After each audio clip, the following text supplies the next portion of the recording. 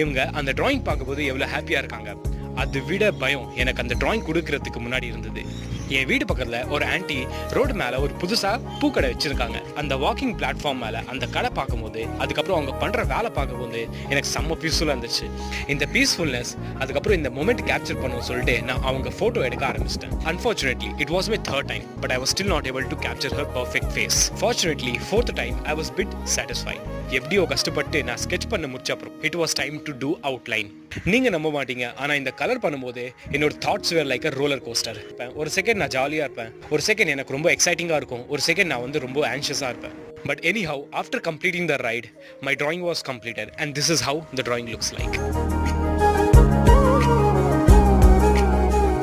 And now it's time to see her reaction.